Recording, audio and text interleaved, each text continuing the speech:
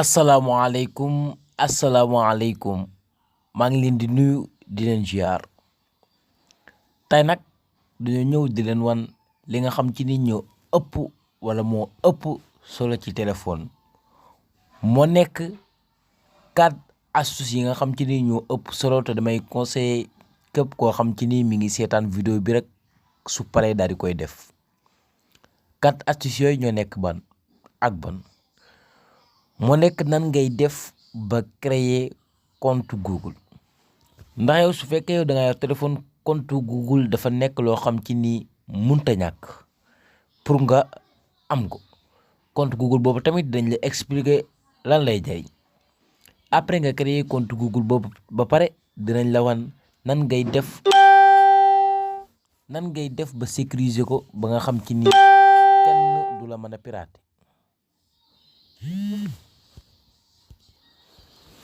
gannaaw ba tamit dinañ leen wan nan ngay def ba nga xam ci ni di nga mën a sauvegarder say numéro de téléphone ci compte boobu gannaaw ba tamit dinañ leen wan nan ngay def ba sauvegarder say photo ci sa biir compte boobu ndax dañoo seetlu ni ñu bari ñi ngi perte seen photo ak li ci mel ni seen numéro de téléphone te de yooyu dafa nekk loo xam ci ni ñoo ëpp solo ci téléphone mu nekk say photo ak say numéro de téléphone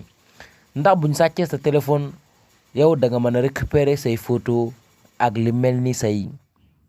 vidéo say numéro de téléphone yow dootoo ci perte dara. pour loolu mën a ne nag dama leen di ñaan ngeen continuer seetaan vidéo bi ba mu jeex tàkk ndax loolu mooy tax ngeen mën a comprendre ko tey nag dañ leen koy wax rek dañ leen ko expliquer ci français. C'est-à-dire aujourd'hui on est là pour vous expliquer comment faire pour créer un compte, c'est-à-dire l'ouverture d'un compte Google. Ensuite on va vous montrer comment le sécuriser, c'est-à-dire comment sécuriser ce compte que vous avez créé pour que personne ne vous pirate. Ensuite on vous explique comment sauvegarder vos photos, c'est-à-dire et vidéos. Ensuite, on va vous expliquer comment sauvegarder vos numéros de téléphone sur ce compte que vous avez déjà créé. Aujourd'hui, on va vous montrer ces 4 astuces qui sont indispensables à faire. C'est-à-dire, vous devez les faire pour que vous puissiez avoir de sécurité. ñu ngi leen di ñaan nag képp koo xam ci ni seetaan na vidéo bi rek mu def ko. avant tout tamit ñi ngi leen di ñaan fekk yow abonné go nga abonné ci compte bi ndax vidéo yu am solo képp la ñu dugal ñu dem au but. pour loolu mën a ne nan ngay def ba créer compte Google da ngay dem mooy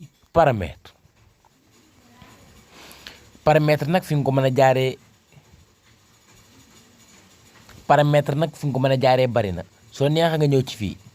bii soo neexee tamit nga wàccee mooy kii bi après nga bës fii dem nga foofu ba pare fan ngay dem da ngay dem ba fi nga xam ci ni bindal nañ la fa compte comme fii gis nga bindal nañ la compte et sauvegarde am na foo xam ci ni compte kese nañ lay bindal ndax téléphone yi dañoo wute mais fii bindal nañ la compte moo la ëppal importance. bës nga compte pare da ngay demaat mooy compte bi nga xam ci nii moom la ñu bindalaat ci kaw ñoo ngi fi ba pare compte yi nga am yëpp foofu lay daal di nekk compte yi nga am yëpp fii lay daal di nekk mais ñun dañoo bëgg a dugal compte bu bees c'est-à-dire ñun dañoo bëgg a créer compte bu bees. ensuite da ngay ñëw ba fi ñu bind la ajouter un compte, c'est-à-dire un compte après fii nag dana indil ay différentes plateformes yu bari mais ñun daal moo ñu ëppal importance moo nekk compte Google su fekkee yow da nga bëgg a créer ay compte Samsung et cetera du genre yéen ñu gën a xam da ngay tànn rek bi nga bëgg a jël mais instant bi dañ leen di wan nan ngay def ba créer compte Google ba tax na day ñëw ba fi ñu defal ñu Google ñu la koy bës soo ko bësee da ngay xaar mu affaire bi daal di vérifier des informations après fii day laaj sa code après nga def sa code après ngeen daal di xaar mu vérifier des informations.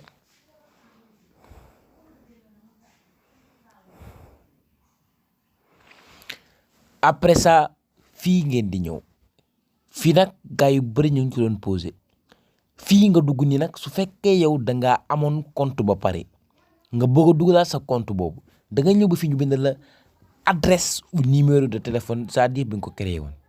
après fii boo ñëwee nga def sa adresse wala sa numéro de téléphone après nga def mot de passe bi da ngay ba suivant pare doogu def sa mot de passe. mais ñun tey loolu nekkul but dañ leen di war nan ngay def ba créer un compte mais yi fekk yéen da ngeen am compte après seen téléphone réer ngeen xamoon compte boobu ngeen bëgg koo dugalaat fii ngeen koy dugalaatee mais loolu tey intéressé wuñ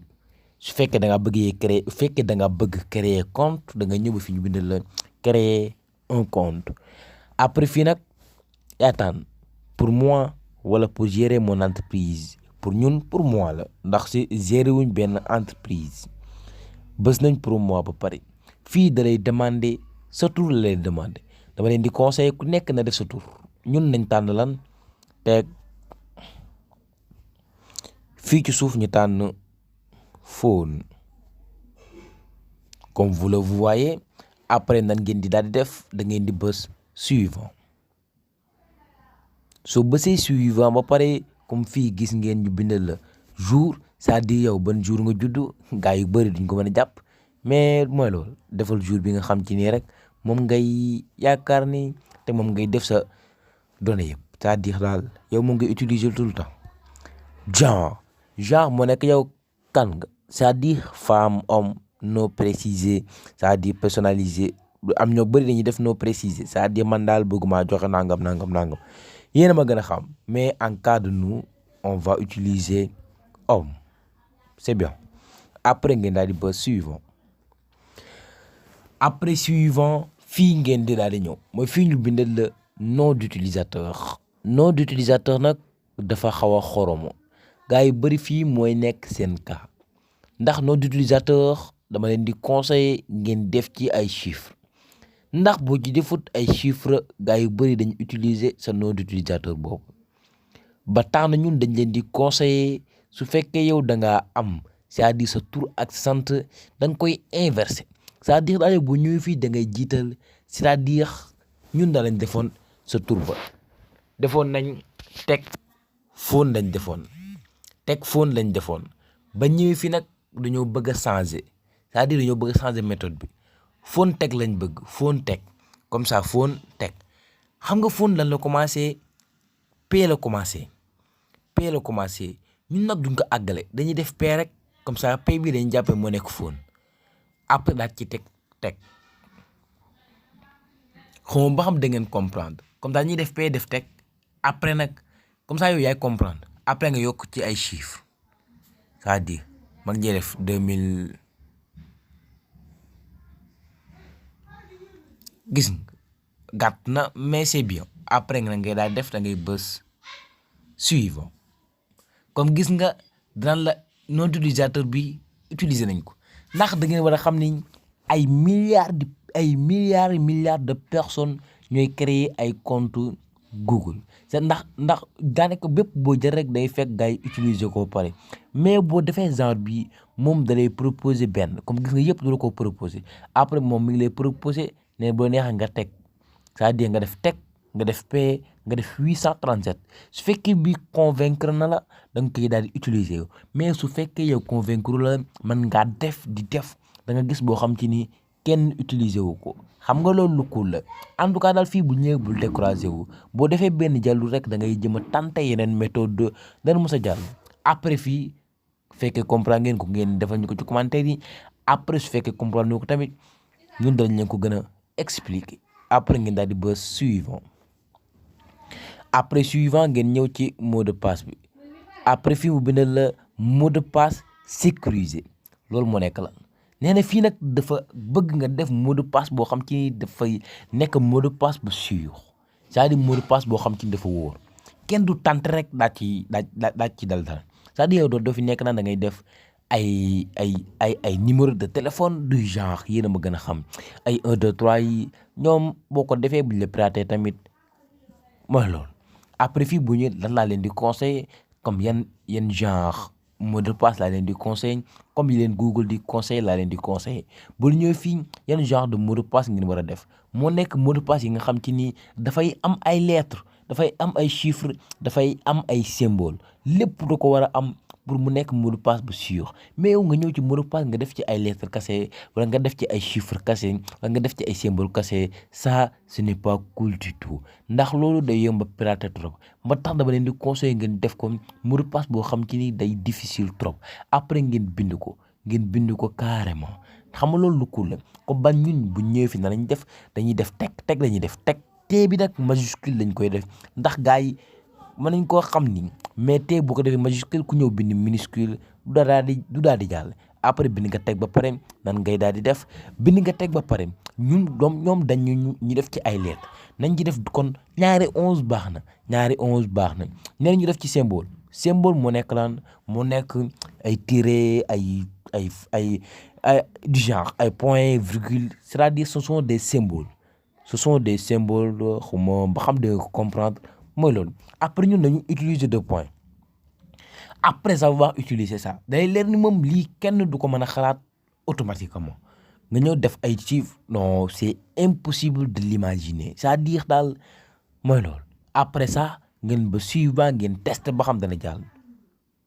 comme vous le voyez day daal di jàll mais fii nag dama leen di conseiller yéen ñëpp képp koo xam ci ne ñëw na fii na def numéro de téléphone am comme ñun nañ def suñu numéro de téléphone numéro bi nag fi ñu ko utiliser wu dafa bari carrément moo tax duñ ko bëgg sax di ko dugalaat ak yooyu te képp koo xam ci ne bëgg nañoo contacter numéro baa ngi noonu bës nga foofu ba pare numéro bi nag lan la lay jariñ numéro bi moo nekk numéro de mobile de récupération c'est-à-dire en cas où tu as oublié ton mot de passe, c'est-à-dire c'est la méthode laquelle tu pourras utiliser pour récupérer vos comptes, c'est-à-dire dans ton compte perdu. C'est la méthode bi daal dina la permettre nga mën a récupérer ce compte perdu lu am solo la instant bii daa ni que créer nañ compte bi ba pare après da ngay ba suivant après suivant da ngay daal di wàcc ba fii ñu bind la s'accepte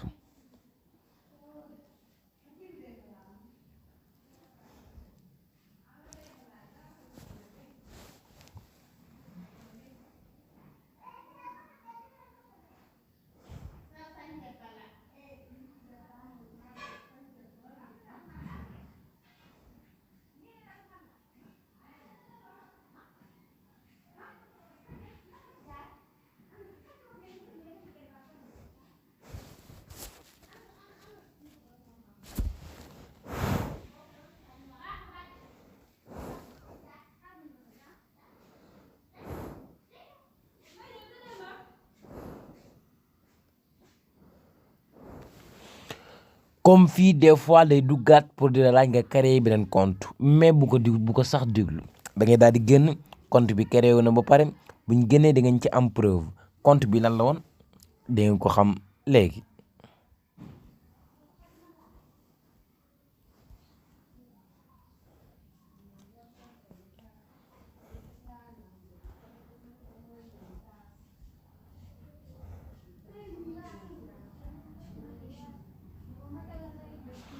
comme gis ngeen suma gaay yi compte ba nekk nii Tekphone 837@gmail.com comme suma gaay yi compte baa ngi nii comme bu la nekkee fii ba pare la lañ leen di conseiller moo nekk dañ koy sécuriser pour que personne ne peut pirater ce compte. Cette façon de sécurité nag moo nekk bi ëpp solo ndax cette façon là vous permet de sécuriser votre compte même si vous donnez votre adresse et votre mot de passe, personne ne peut avoir accès à ton compte sans ton intervention. C'est-à-dire daal bii boo ko xasee ba def kenn du mën a am accès ci sa biir compte sans ton intervention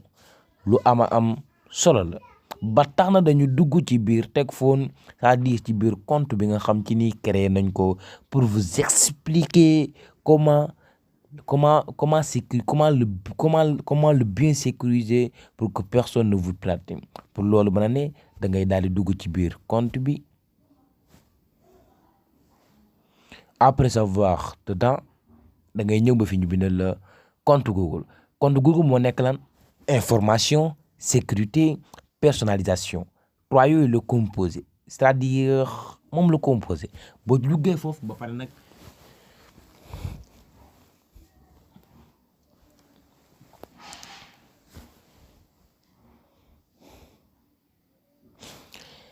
suma gaay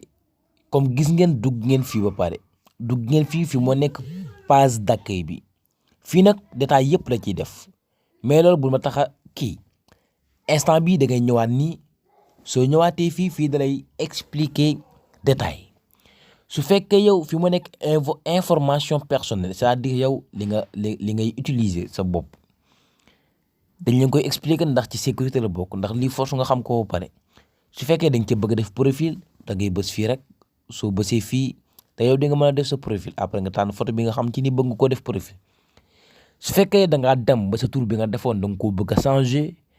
am nga possibilité da ngay bës fi ñu bind la non.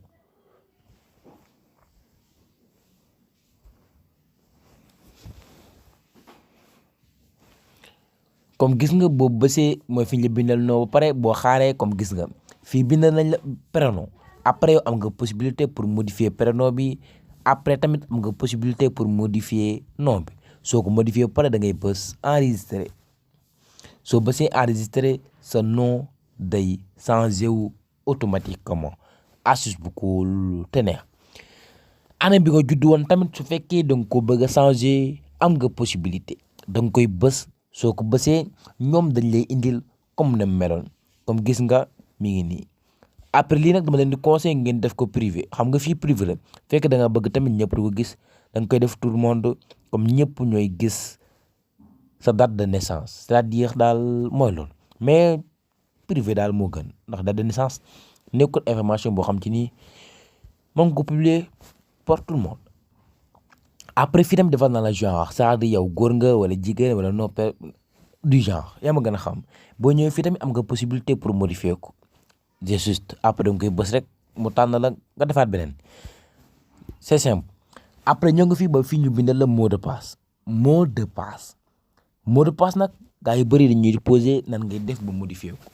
pour nga modifier ko c'est simple da nga koy bës, soo ko bësee après moom da lay demander pour nga def sa mot de passe actuel, c'est-à-dire mot de passe bi nga xam ci ne moo nekk sa biir téléphone moom ngay njëkk a def bu pare. après nga defaat beneen mot de passe, c'est-à-dire sa mot de passe bu bees bi pour nga mën a am accès pour modifier ko mooy loolu. après fii moo nekk coordonnées tamit lu am solo la. boo ko bësee fii da ngay ajouter une adresse de récupération, c'est-à-dire adresse boo xam ci ni dalay secours mën nañ kaa tuddee noonu. ndax adresse bii ngay ajouter fii boo ko ajouter sa WhatsApp sa compte Google, soo demee ba nga xam ci ni piraté nañ ko rek yow di nga mën a am accès pour récupérer ko. wala yow nga perdre sa téléphone di nga mën a am accès pour récupérer ko mooy loolu. boo ñëwee fii da nga def sa mot de passe.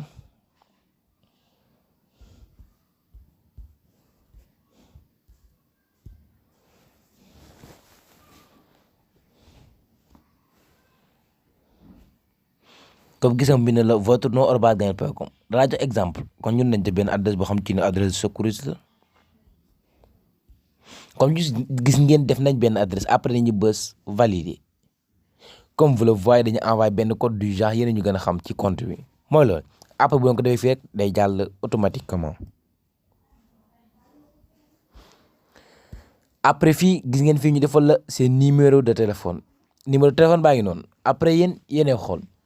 après nañ demaat ci deuxième astuce bi nga xam ci ni moo nekk essentiel, moo nekk sécurité. comme gis nga boo leen duggee seen compte fii ci kaw bindal na leen problème de sécurité détecté, kon xamal ni yow sa compte amul sécurité. fii rek ngay xool nga xam ne sa compte amul sécurité. boo gisee affaire bii nag nga war a xam ne sa compte amul sécurité. tey nag dañ leen bëggoon nan ngay def ba sécuriser ko. premièrement da ngay bës mooy sécuriser le compte. après ça lay demander pour nga valider sa numéro de téléphone pour nga valider ko da ngay bës valider.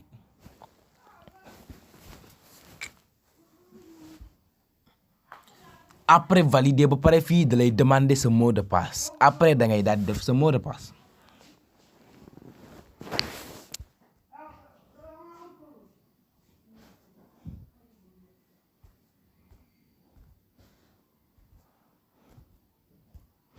après ngeen bës suivant pour mu daal di jàll.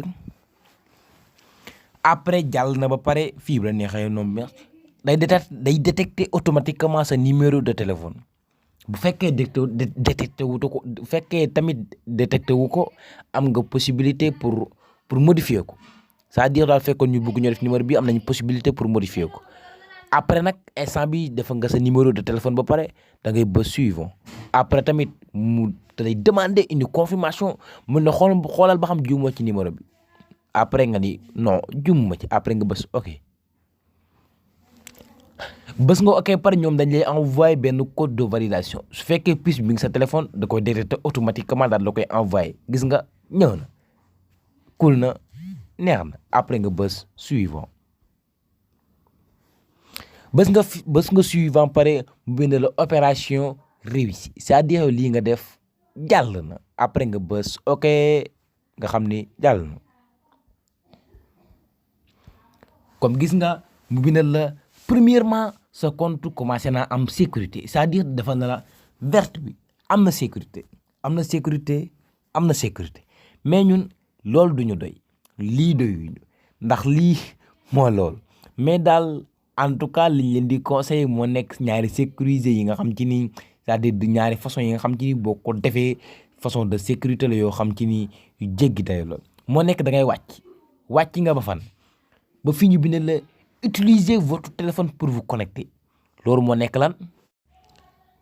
waaw loolu moo nekk da ngay utiliser sa téléphone bi c'est-à-dire daal yow képp koo xam ci ni mi ngi bëgg a connecter force sa téléphone bi moo koy may autorisation pour mu mën a connecter c'est-à-dire daal yow képp koo xam ci ni mi ngi essayer di connecter waa Google dañ lay envoyer benn code wala ñu envoyer la benn message ni la sàngam téléphone nangam marque bi numéro téléphone bi c'est-à-dire daal numéro téléphone bi Android bi lañ bëgg wax sur la version bi lépp da la koy daal di bindal loolu lañ bëgg wax. fekkee loolu intéressé na la dañ lay conseiller nga def ko ndax képp ko xam ci ni mi ngi essayer di avoir accès à ton compte Google Google va le détecter et da lay envoyer benn SMS après ni la fekkee bëgg nga kooku connecté da ngay bës oui fekkee déet da ngay daal di bës non après moom du musa mën a am accès ci sa compte Google ba tax na bu fekkee da nga ko bëgg a def dañ lay conseiller nga ñëw ba fi ñu bind la utiliser votre téléphone pour vous connecter da nga koy daal di bës soo ko bësee xam naa da lay demander sa mot de passe ndax affaire bi force moo mën a am sécurisé comme gis nga fii da lay détecter sa adresse automatiquement après ngay bës suivant fii nga def sa mot de passe comme gis nga ngeen def seen mot de passe.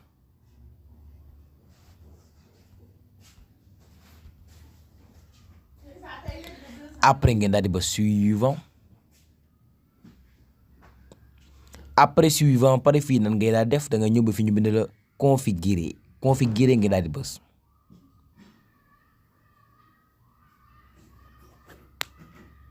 bës nga configurer pare da lay demander waat sa mot de passe ba xam yow la carrément.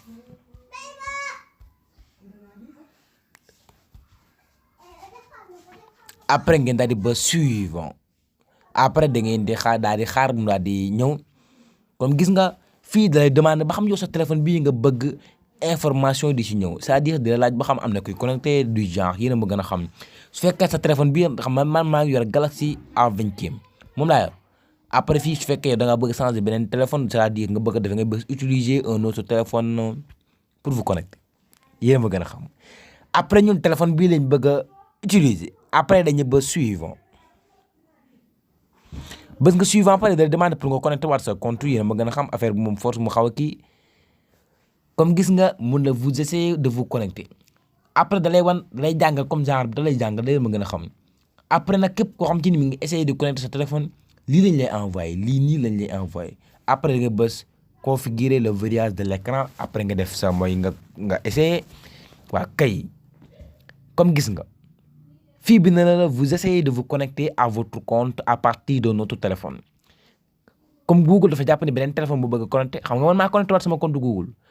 xam ji di képp koo xam ci ni muy compte da koy détecté comme gis nga xam na ni man maa ngi connecté sama compte Google mu après mu bëgg man comme ça daal ñoom sax fii dañ ci xaw a jummee graw sécurité bu ëpp rek moo waral lii fekkee yow da ngaa instant bi kenn su fekkee day connecté sa compte lii la lay envoyé fekkee bëggoo ko connecté da ngay bës non su fekkee da ngaa bëgg ko connecté nga bës wii ñun dañoo bëgg ñu connecté ñun dañuy bës wii après oui da ngeen daal di xaar fii comme gis nga cela fonctionne active c'est-à-dire activer la connexion avec votre téléphone après nan ngay def c'est simple da ngay bës activer bës nga activer ba pare kon xamal ni jàll na su fekkee da nga ko bëgg désactiver da ngay bës désactiver mais xam naa kenn du ko désactiver ndax gars yi dañ koo bëgg a wàcc noonu kon xam ngeen ni première sécurité bi jàll na comme instant bi dañ leen di wan bu jàllee tamit foofu nan ngeen koy xamee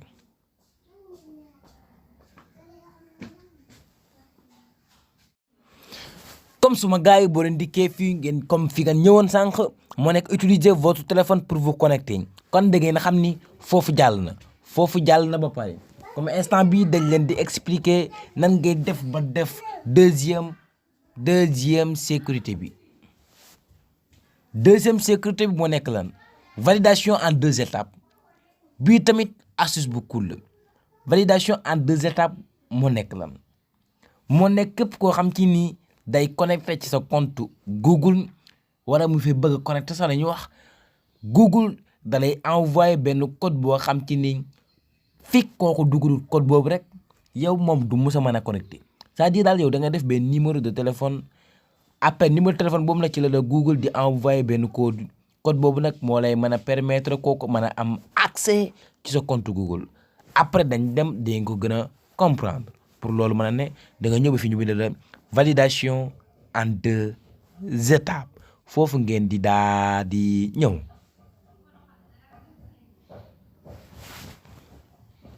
comme gis ngeen suma gars yi soo bësee validation en 2 étapes ba pare fii la lay daal di indi bu la indee fii nan ngay def da ngay wàcc ba fii ñu bindal la commencer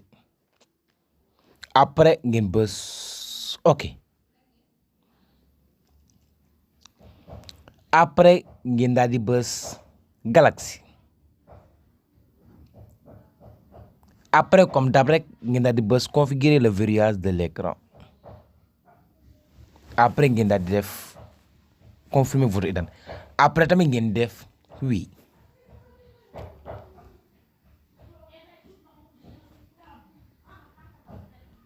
après fii tamit ngeen bësaat configurer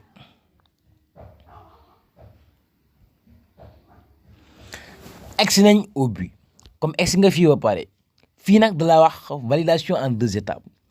gis nga sa numéro téléphone bii ngay def moom da koo détecté c'est-à-dire da koo xam automatiquement moo tax da la koy defal su fekkee da nga ko bëgg a modifier da nga koy effacer après nga bind sa numéro de téléphone mais ñun numéro boobu lañ ci bëgg a wàcc après fii mun la comment souhaitez-vous obtenir un code c'est-à-dire des codes su fekkee yow kenn day bëgg a connecter sa téléphone waa Google dañ lay envoyer benn code boobu nga xam ci ni moom ngay dugal pour nga doog a am accès ci compte Google bi su fekkee yow da ngaa bëgg ñoom ñu lay envoyer par SMS da nga koy def SMS su fekkee yow da ngaa bëgg ñu lay woo di la jox code bi nga def ko par appel téléphonique mais ñun par SMS lañ daal di bëgg moo tax dañ koy par SMS après ngeen daal di def envoyer après ñoom dañ lay envoyer benn code de validation ci seen numéro bii nga def ñoom dañ koy détecter automatiquement comme gis nga envoyé nañ la ko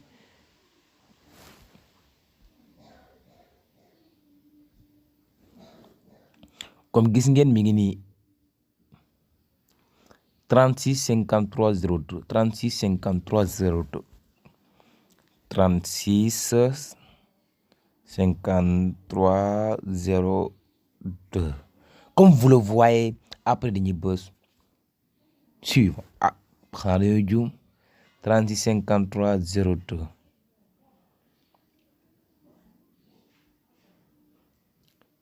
beneen bi la kon 74 64 79 74 64 79 nañ defaat renvoyer xam naa moo gën après ñu bësaat envoyer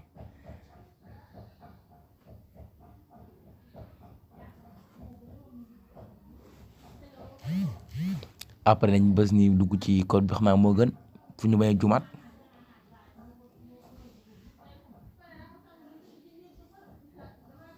comme gis ngeen code baa ngi nii tey 062 400 8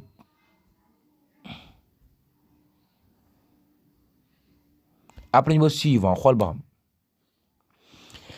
comme suma gars yi gis ngeen ko après da ngeen di bës activer bës ngeen activer ba pare gis nga day jàll automatiquement su fekkee da nga ko bëgg a dindiwaat da ngay bës désactiver mu laat deñ mais xam naa kenn du ko dindi ndax astuce la après ñu vérifier xool ba xam jàll na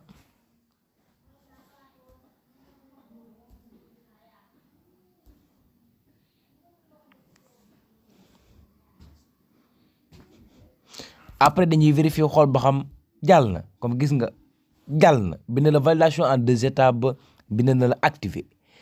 comme suma gars yi wan nañ leen nan ngeen di def ba sécuriser seen compte Google des na yeneen ak yeneen ak yeneen ak yeneen ak yeneen yu bari la mais dañoo tànn 3 yi nga xam ci ni ñu ëpp solo ci wàllum sécurité moo nekk avec ton numéro de téléphone, avec vérification en 2 étapes, avec utiliser votre téléphone pour vous connecter. Ce sont ces 3 qui sont des éléments indispensables, c'est-à-dire fondamentaux pour la sécurité. Après nag dañuy dem ak yéen nan ngeen di def ba ngeen xam ci ni di ngeen mën a enregistrer seen numéro de téléphone, c'est-à-dire seen numéro de téléphone ci seen compte Google boobu ngeen tijji. Pour loolu mën a ne dañuy dem pour essayer woo kenn après ñun ñëw nañ ci numéro yi kenn lañu bëgg enregistrer numéro am ci compte Google bi. am na beneen bu ko ëpp solo c'est-à-dire yow am nga sa compte Google yëpp ba pare am nga say contact ba pare après sa contact yooyu da nga leen bëgg a déplacer wala ngeen bëgg leen ko copier ci sa compte Google loolu dinañ ko def mais xam nañ ñun du tey ndax dafay xaw a gudd trop moo tax dafa laaj expliquer bu yaatu moo tax. ba tax na tey dañ leen di wan nan nga def ba enregistrer ab numéro ci sa compte Google après dañ leen defal vérification bi xool ba xam jàll na wala jàllul pour loolu mën a ne da ngay daal def essayer benn numéro de téléphone comme mën nañoo def du genre yéen ñu gën a xam bind nañ benn numéro ba pare numéro bii nag numéro bu bees la xamuñu kan la nag mais dañoo def nii rek du genre yéen ñu gën a xam après da ngay ñëw ba fi ñu bind la ajouter au contact ñëw nga fi ba pare. nan ngay def c'est-à-dire ñun dañoo bëgg a enregistrer kii ci contact bi après nga ñëw ba fi ñu bindee la mooy fii ngay daal di ñëw mooy ci kaw après ñun dañuy chercher suñu compte Google moo la ñuy chercher moo nekk bi ci suuf mooy bi ñu bindal tech 837@gmail.com ñun bii lañ bëgg a utiliser bii nii comme bés goo ko après ma ngaa def vérification nga xool ba xam mi ngi ci waaw wala déet comme mi ngi nii comme vous le voyez mi ngi noonu.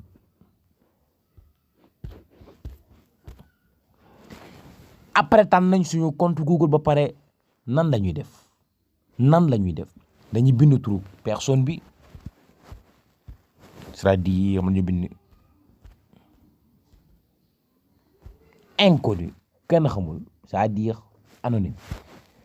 bind nañ ko ba pare fii tam am na possibilité pour def ci benn photo c'est-à-dire pour boo xam ci nii moom nga koy xàmmeeg yooyu bu neex ma nga tànn sa galerie photo yéen a mu gën a xam après nga bës ok comme gis nga numéro bi day dem ci sa compte Google automatiquement lay daal di dem automatiquement li ma leen di wax dafa leer automatiquement su fekkee yow da ngaa bëgg a xam ba xam numéro bii dem na ci compte Google bi waaw wala déet dañ la defal benn vérification pour loolu mën a ne nan ngay def da ngay daal di dem mooy ci paramètre ñëw nga ci paramètre ba pare après ñun dañ leen di expliquer comme nan ngeen di def xam nga fii jàngaloon nañ leen nan ngeen def ba egsi fii boo egsi fii ba pare da ngay def nii defaat nii ba fii ñu bindal la contact et partage. après fii ngeen daal di ñëw comme ñëw ngeen fi ba pare comme fii gis ngeen xam ngeen ni contact bi egseegul ndax fii bindala guñ la dara après da ngeen def nii di def nii rek après contact bi dina ñëw.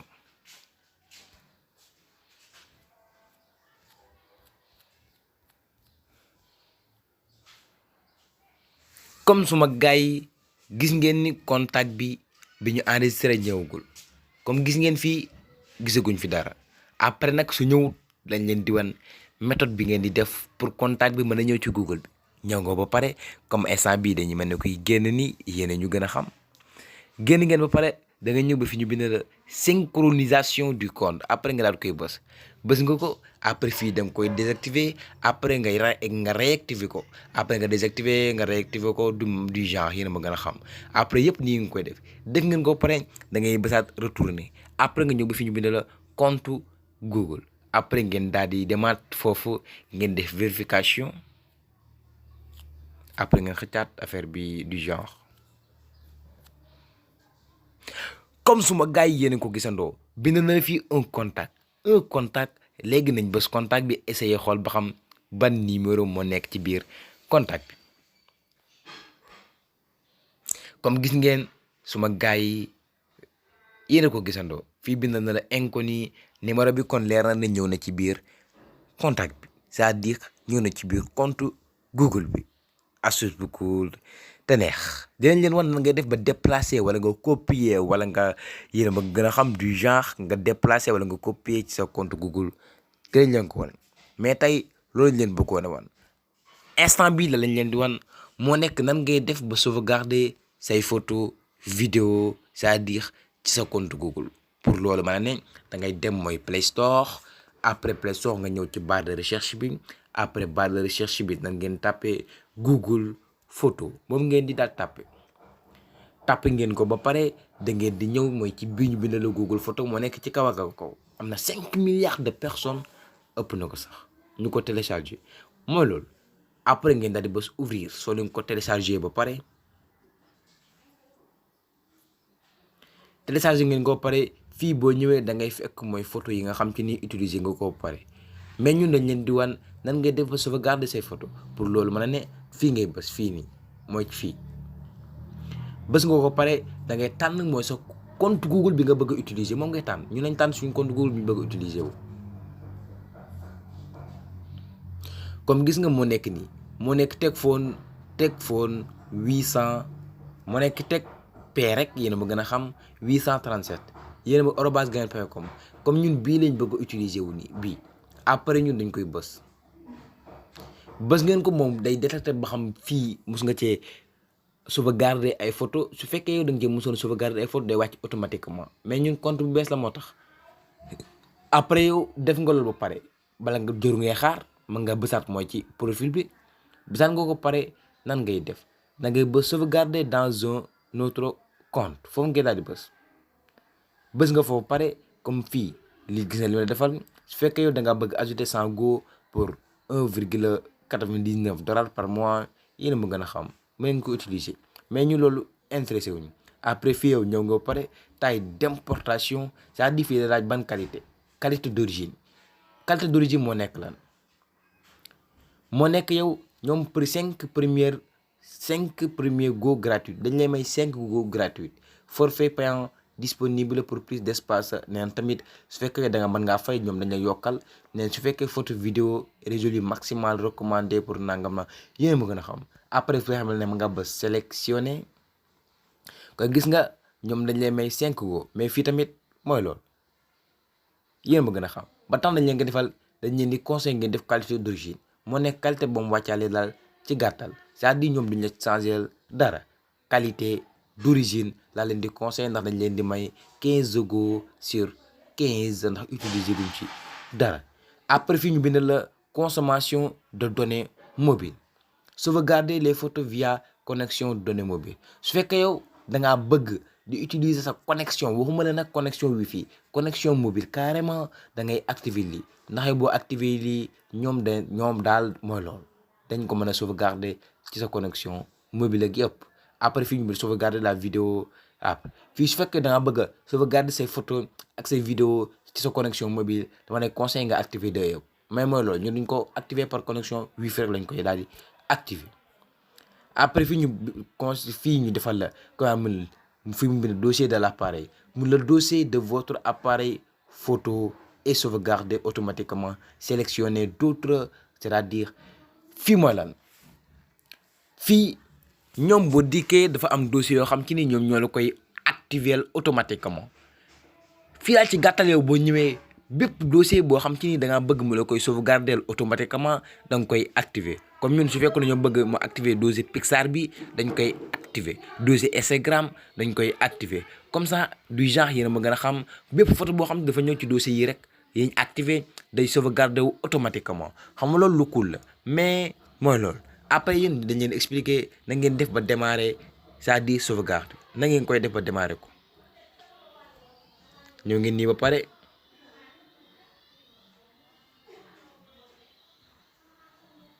comme gis ngeen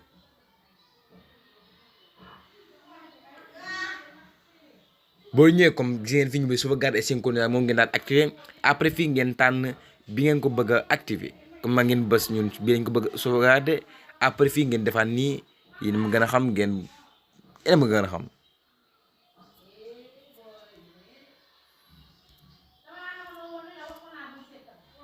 comme gis ngeen bind na la sauvegarder en cours c'est-à-dire sauvegarde mi ngi commencé sauvegarder photo yi du genre yéen a ma gën a xam mi ngi sauvegarder yëpp mi ngi koy sauvegarder mais ñun dañ leen di expliquer rek moo tax ba tax na ni bëgguñu sauvegarder dara du genre yéen ñu gën a xam. après ñun yéen da ngeen di wax ci commentaire yi ban astuce ngeen ci comprendre ñun danañ ci jaarat ñu leen di wax ngeen abonné ngeen like ndax dinañu jàppale bu baax ci liggéey bi. fekkee nag yow abonné go ñi ngi lay ñaan nga abonné nga activer la cloche de notification pour à ne pas rater nos prochaines vidéos. merci jaajëf ñi ngi lay sant di la gërëm ci suivre bi nga doon suivre Tekphone bu Baye Ndiaga Sama.